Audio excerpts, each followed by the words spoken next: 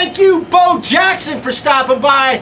Bo didn't know the judge, did he? But now he does. Ladies and gentlemen, I'm a moose. I got it. And all rise. It's a judge right there. This is the Mattyvision Sports Report local edition for August 19th to August 26th, 2013. Did I get that right? Yes. Yes, it has been 4 months? Something like 5 months since we have filmed. We blew up a camera, we blew up a hard drive, we blew up a video log. Thank you, Jay Salerno, Vision Burn Tattoo and Gallery, for hooking us up with this new camera and keeping us going. He believed in Mattyvision, and we're going to show and prove. We're going to take this show to here. That's a nice camera. What's that, JVC? Rockin', baby. Don't say JVC. They ain't paying us no money. Leave that out. That's it. We got a new producer, Ox is all the way in Scotland. Who says our local show can't be produced in Scotland? How cool is that? Way full media access now too, baby. I can go to any field and pitch in the world. How you guys been? You got a lot of energy still. We're okay. We've been good. Yeah, how's everything going with you, Doc? Good. Had a good summer. Good summer? Nice vacation. I met Doc Gooden. That's right, He met Doc came Gooden. down to the Steamtown Mall to meet me. That's right, Ox, throw up the picture here. See, that's why we have an Ox right now. You gotta love Ox. Muggs, what's up with you? What'd you do, Muggs? How was your summer vacation? Busy. I've been keeping up on the Facebook page for you guys. Yeah, that's right, Muggs. We job. have Mattyvision Sports Report on Facebook. If you're born after the year 1980, you should be able to find it on Facebook. All right, what we do here is we usually go a little bit of local, a little bit of pro. We decided to diversify. Now we're going to go 2 shows. We're going to do 1 local and 1 pro. Right now we're going to start with the local show. So, ladies and gentlemen, all rise. Here come the judge. Here come the judge. Muggs, what's going on in the local world of NEPA sports? Well, it's August 19th, so you know what that means. I can smell it in the air. Fall. It's high school football. Yeah, boy. Yep.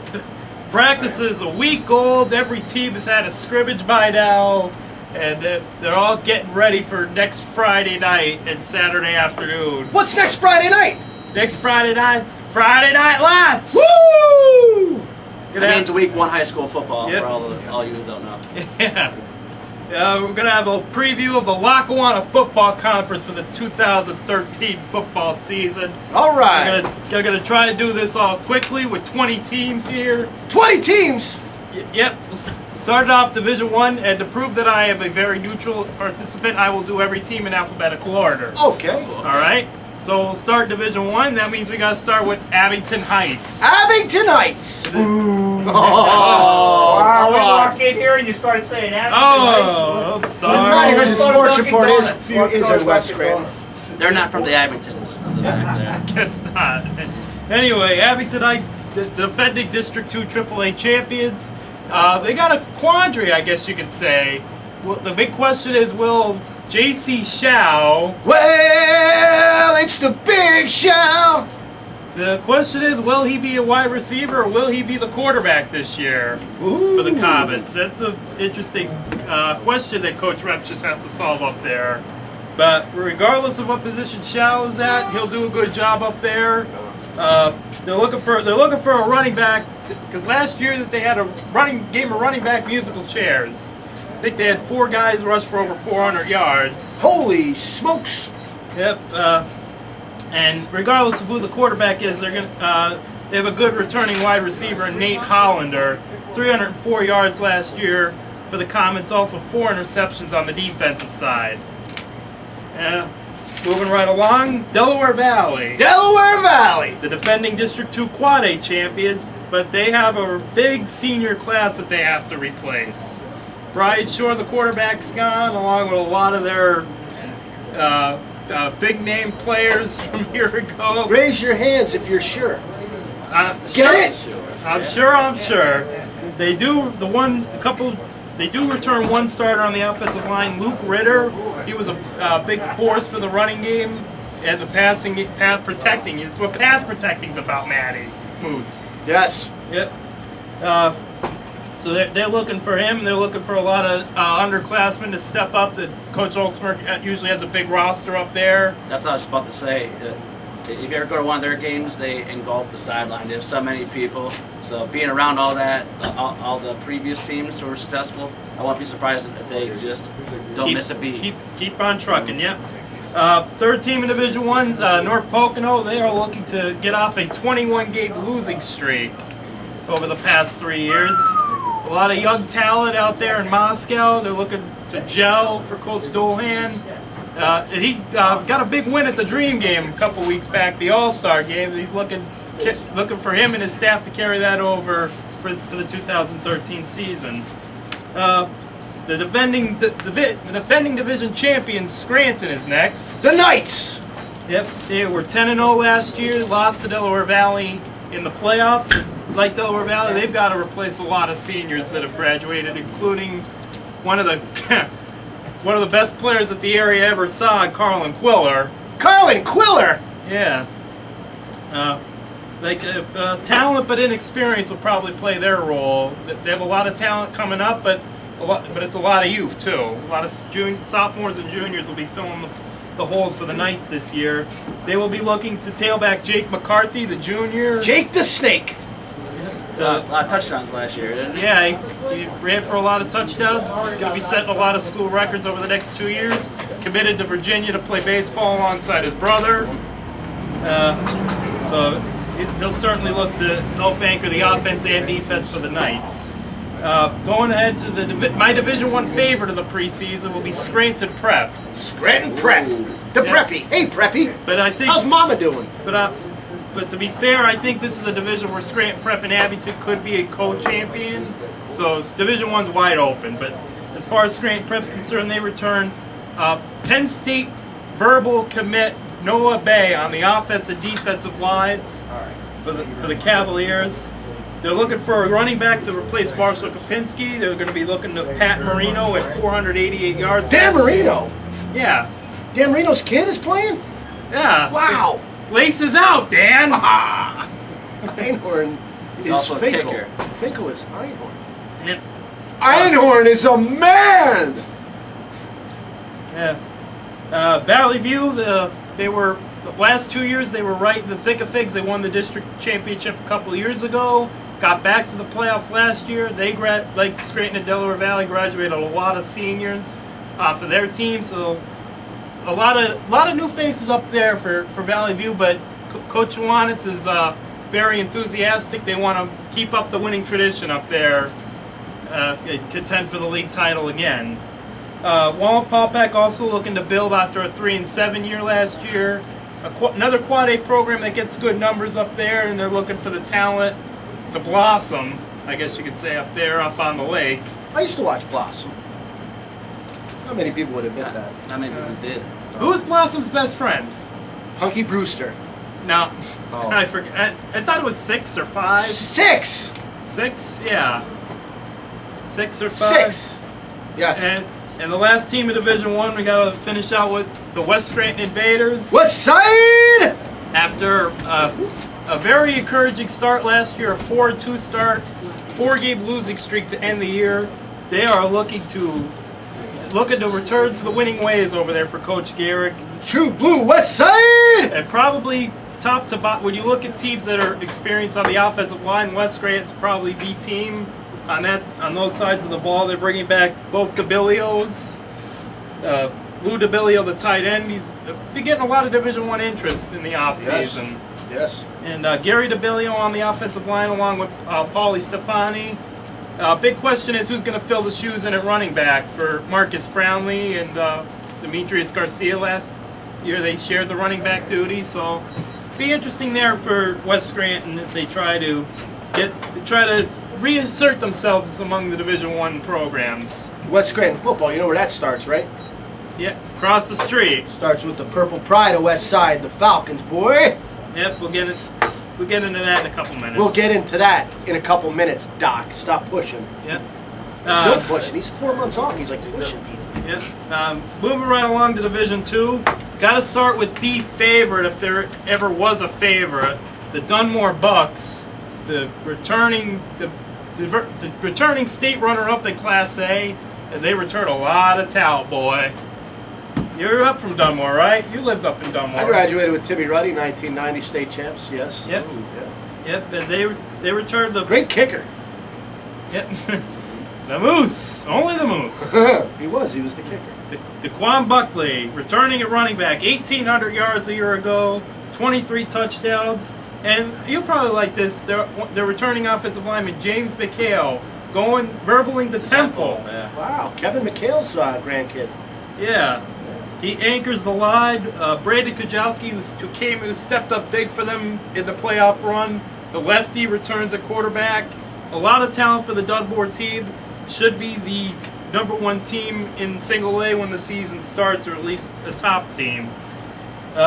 Division 2 keep going. Holmesdale last year 3-7, but encouraging signs last year. They beat an Eastern Conference playoff team in Carbondale, and they won their last game over Mid Valley, which is I think winning your last game is always the big plus if you don't make the playoffs, because it gets the kids excited going into the weight program in the summer. And a positive note, yeah. Yeah, and they returned a couple good players. Kyle Carney had over 1,200 yards rushing and receiving last year. Wow. Up there for the Hornets and 12 touchdowns. And Kevin Miller is back at quarterback. He threw for 1,000 yards last year. He took over the Tim Tebow spot. He beat Tim Tebow out for quarterback there, I think. Yep. A preseason favorite in AA for District 2 will be the Lakeland Chiefs. You have to break in a new quarterback. Kyle Keyhart was a very good starter for a couple of years up there in Chapman Lake. But they do return another good running back in Chris Roshi. Rocky? Roshi. Catch that chicken, Rock! Roche. That's good, right? 1,400 yards rushing last year, 10 touchdowns. Gavin O'Donnell returns on the perimeter. He caught passes for 407 yards a year ago. Moving right along, Mid Valley. They've got to replace the legend, Frank Pizzalia. He retired at the end of last year. Dave Rebar used to coach at Riverside. He steps in now after being on the staff the last couple of years for Mid Valley. They have a lot of encouraging signs those last few years under Pizzalia. They made some runs contending for the playoffs. So, returned Martin Walsh at quarterback. He threw for 1,000 yards. But they did graduate a very good tight end in Ronnie Tomasetti. He was a very athletic tight end, if you catch my drift. Oh, I catch it. Yep. You catch more than a drift there, Moose. Woo! I don't remember Tim talking this much last year. Did he always talk this much? Yeah. I'm trying to process this whole thing going on. Tyler Collins returns at running back, 900 yards a year ago, 10 touchdowns for Mid Valley. Coach Evan Prawl's Riverside Vikings, the third year for Coach Prawl. Why does that name sound familiar? I don't know. Did he play for these guys? West Side! Yep. Funny catchphrase. Appearing to be in a little bit of a flux here for Riverside, as it usually goes in high school. A lot of their great players graduated from a year ago. Dave Sweetman, Jimmy Tucker, Nick Dranchak. But they do return a four-year starter on the offensive line, Tyler Armley. The last remaining player, I think, that played in Riverside State Championship game a few years back. Started this whole career at center, go at 15, 16, right through. And they're going to be looking for John Plishko to step up for Dranchak at quarterback. And Nico Munley is the top returning receiver in the All-Lackawanna Football Conference, if my notes are correct. He returns with 796 yards receiving a year ago and 11 touchdown catches for Riverside. And I believe he was, from what I heard, he was doing some off-season training with another good friend of the program, Matty McGloin. Matty! Yeah, Riverside has a fun design offense that are really fun to watch. I love going to their game. Yeah, Week 1's going to be a good one. Riverside at West. West Side! At Memorial Stadium. Yep. Closing out Division 2 with the Western Wayne Wildcats. They were 3-7 a year ago. Second half of the year, they were a little bit better than the first half, but graduated a lot of their skill players. First-year head coach Donnie McDonough replaces the legend Butch Keller up there in Varden, up in Wayne County. That's where they are. Jason Figueroa is the returning running back, 489 yards, 7 touchdowns a year ago. Ed Figueroa's nephew. Former Yankee pitcher. Yep. For the Wildcats, which brings us to our final division, Division 3. Start off with Carbondale. Carbondale. Yep. Carbondale's rival. Yep. Carbondale was 6-6 last year, made the Eastern Conference playoffs, lost to North Schuylkill in the final, and while people always knock on the Eastern Conference, those teams like Carbondale, they get those extra weeks for those sophomores and juniors, extra 2 weeks of practice, extra 2 weeks of hitting. So that's always a good sign, encouraging sign for your football program. He's back. Yes, I am. There's a fly flying right through here, and Muggs isn't even skipping a beat until there. Yeah. Contempt. Very professional. First contempt of the season to the doctor. Yep, Carbondale looking for a lot of leaders. They do return their leading receiver Jason Martin, 350 yards last year with 6 touchdown grabs. Second team in Division 3, Holy Cross. Holy Cross! Yep, Moose is back. Moose never left. Yep, With media access. yep. The Holy Cross, it's a very encouraging team up there, but it's a team that's also playing the numbers game in single A. They don't get a lot of kids up there at Holy Cross, so that will be the battle for them all year as they look to remain competitive in Division 3. Lackawanna Trail was 8-3 a year ago, looking to maintain their consistency in District 2 every year. Whenever everybody counts them out, they always continue to win the teams up in the district playoffs, winning 7-8 games a year. They did lose their 2 leading running backs from a year ago, but they will be looking to step up. Guys like John Zidar, 471 yards rushing last year for Lackawanna Trail. For the Lions. The Lions. The Lions. Yep. Montrose was 2-8 a year ago, a very young team, but they did beat a playoff team last year in Northwest, and that was a year which Montrose came in with a long losing streak of their own. So getting 2 wins last year, always a positive sign up there for the Meteors. The next team in Division 3 is another favorite in Single A, the Old Forge Blue Devils. The Blue Devils, not the Duke Blue Devils. Yep. The Old Forge Blue Devils. Old Forge Blue Devils. Anybody but the Duke Blue Devils. Yep, but by far they are the Division 3 favorite. They do have to replace their two of the better players in the state last year. Brian Tomasetti, the record-setting running back over there. Big fan of Brian Tomasetti. Yeah, he's a walk-on now at Penn Yes. State. Yes. I guess you could say a run-on for Run on, yeah. He's a run-on for Coach O'Brien.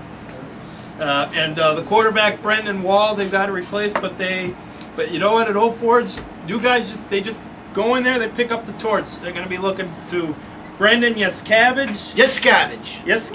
Jake Minetti and Shane Schubach.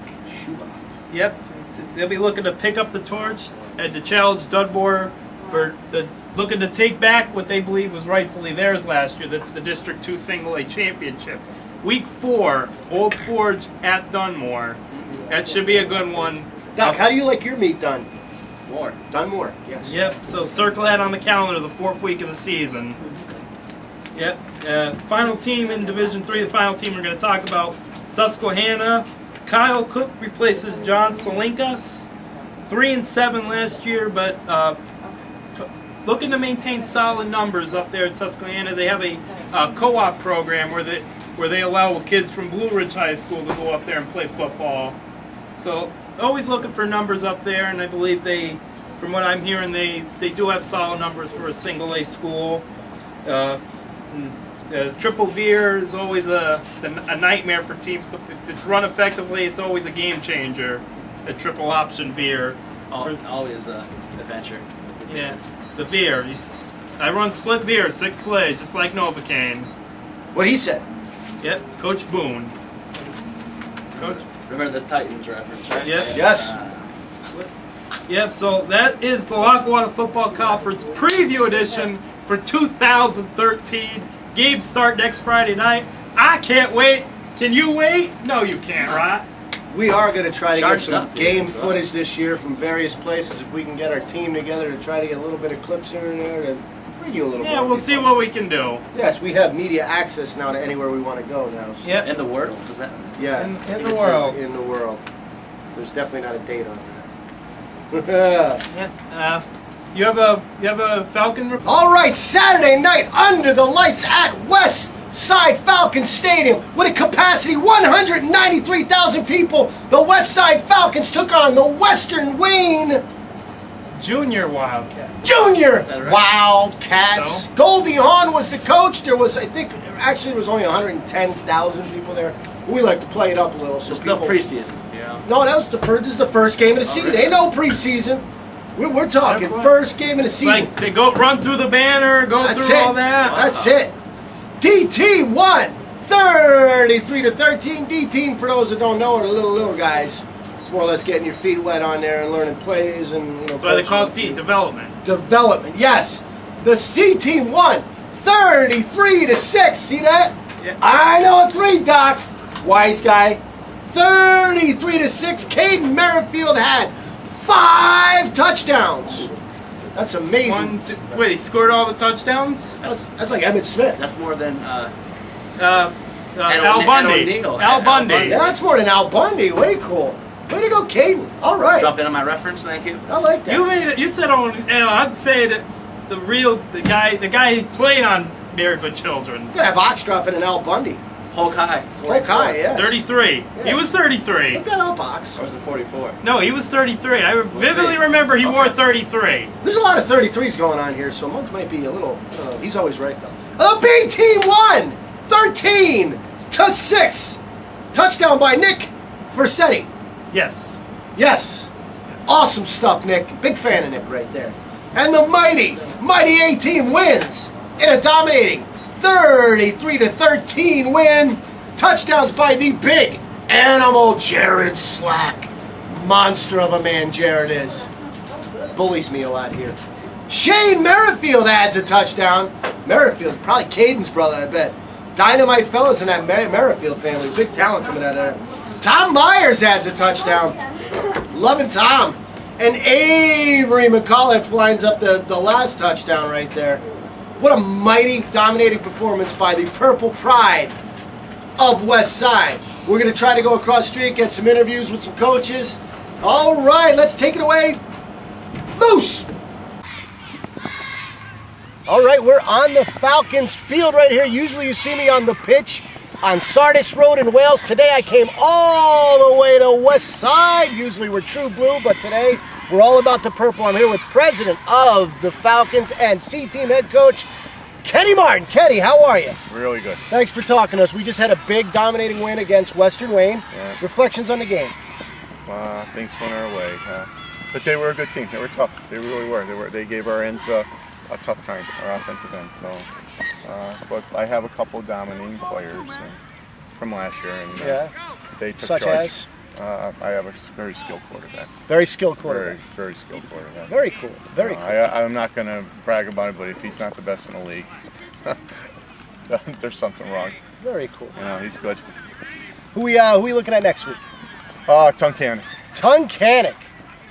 Big team? Good rivalry? Good rivalry. Played them in the championship game last year for the league, and they went in 8-0 with us. It should be a good game. Home Up game, there. away? Up there. Oh, up there? Up there on Sunday. Very cool. And any other big upcoming games this season we should mark on our calendars? Monroe is always, I don't think they like us, and we don't like them. So that's the way it is. Do I respect them? Yeah, I would think that they would respect us back. But it's hard hitting football. Yeah, so yeah.